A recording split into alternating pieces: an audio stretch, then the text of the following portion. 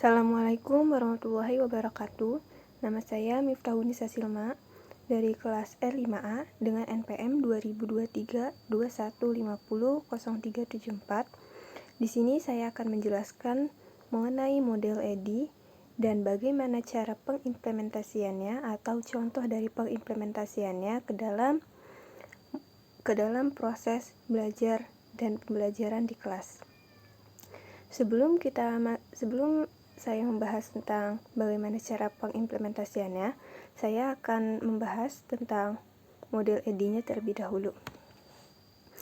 Model EDI adalah model desain pembelajaran sistematis dan telah terbukti efektif. Terdiri dari 5 tahap utama, yaitu analisis, design, development, implementation, dan evaluation. Model ini membantu pendidik atau desainer instruksional merancang program belajar yang tepat sasaran dengan pendekatan bertahap yang logis. Yang pertama itu ada tahap analisis. Tahap ini seperti fondasi rumah, di mana kita kumpulkan data mendalam tentang kebutuhan pembelajaran.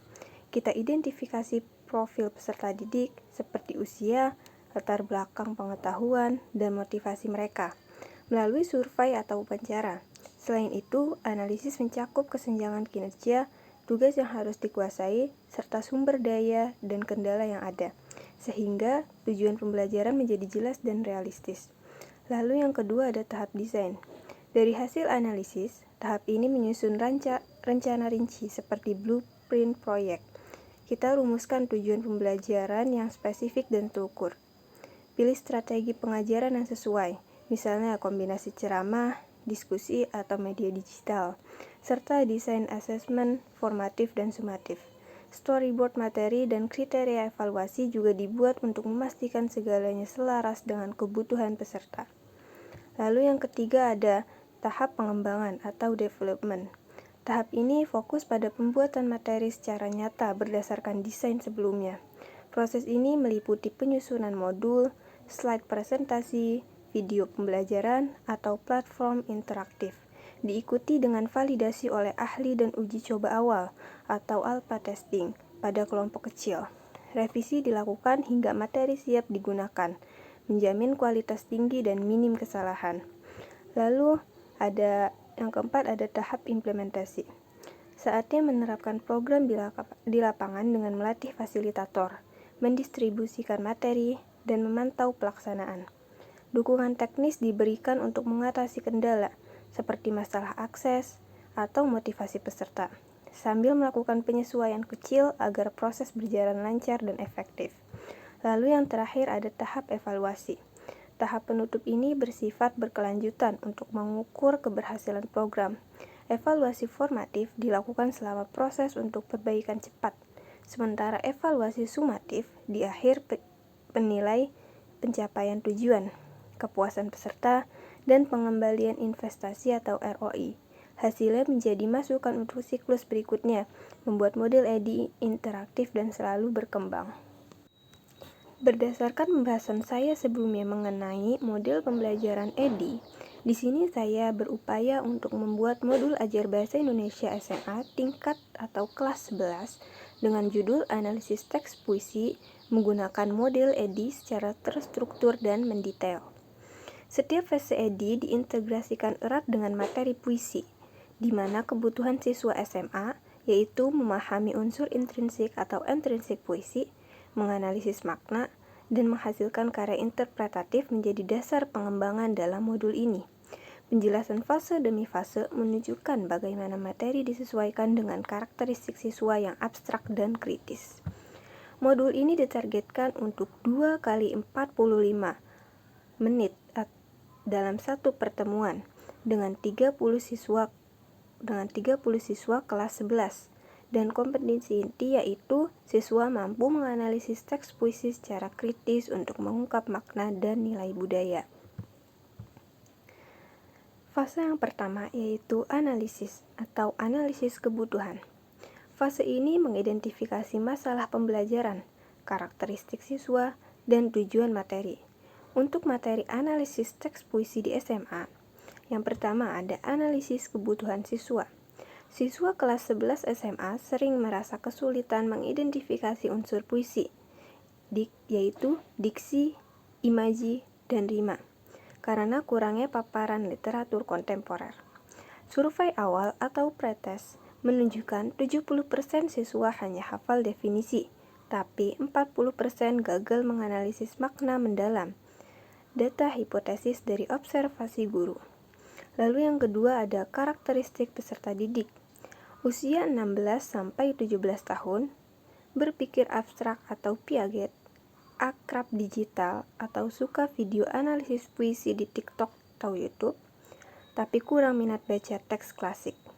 Tujuan pembelajarannya sesuai CP SMA KI 3 atau KI 4. Siswa menganalisis puisi Aku karya Khoiril Anwar untuk mengungkap tema eksistensial.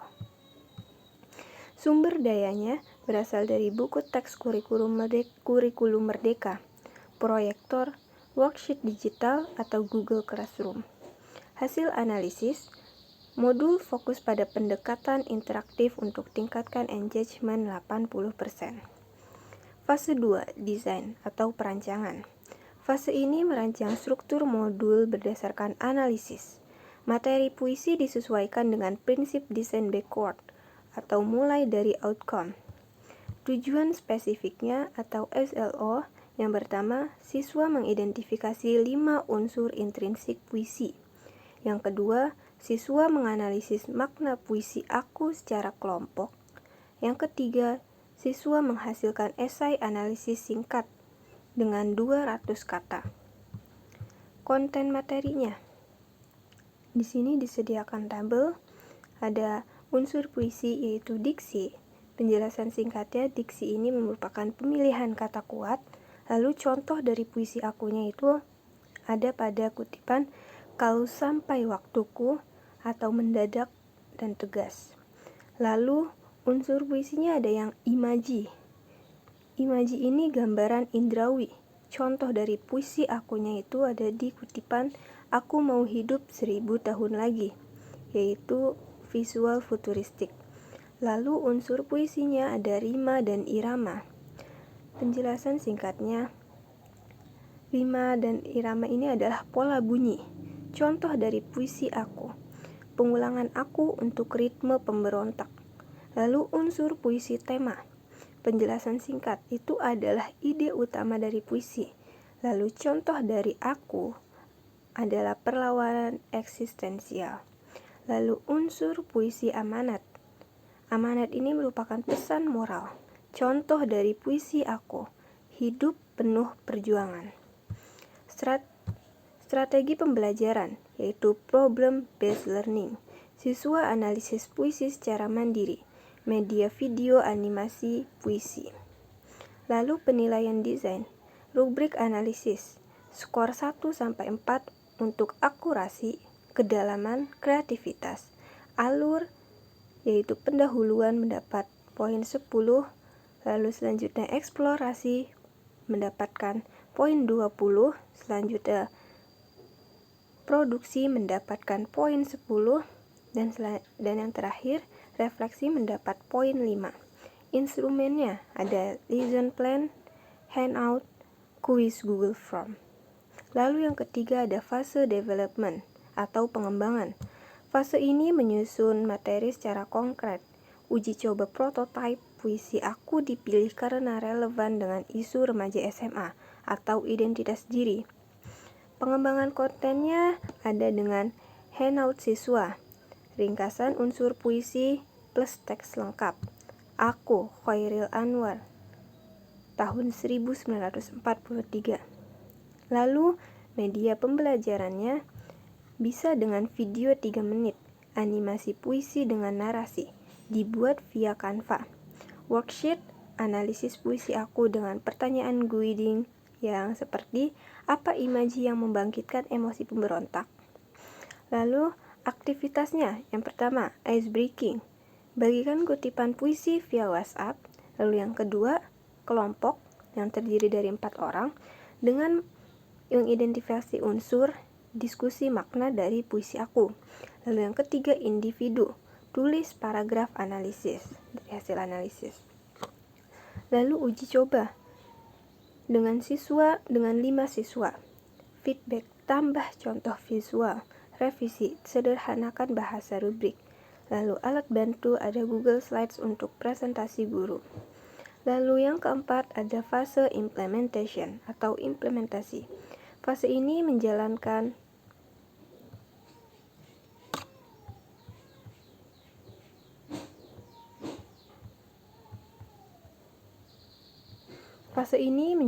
modul di kelas. Guru bertindak sebagai fasilitator. Jadwal pelaksanaannya 10 menit pertama, apersepsi, diskusi, apa arti hidup bagimu? Peran guru di sini adalah sebagai motivasi atau motivator. Lalu, media yang digunakan adalah proyektor. 20 menit kedua adalah presentasi unsur puisi dan video. Lalu, peran guru di sini adalah jelaskan contoh aku atau puisi aku. Medianya melalui video Canva. Lalu 15 menit ketiga adalah kelompok analisis. Peran guru di sini adalah memonitoring dengan tanya jawab. Lalu media yang digunakan adalah worksheet. 5 menit keempat adalah presentasi kelompok. 10 menit keempat adalah presentasi kelompok.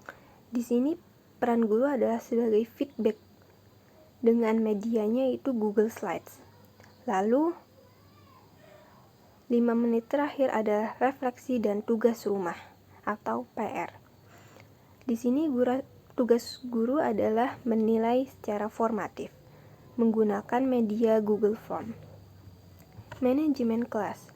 Kelompok heterogen, atasi siswa pasif dengan role assignment atau pencatat dan pembicara.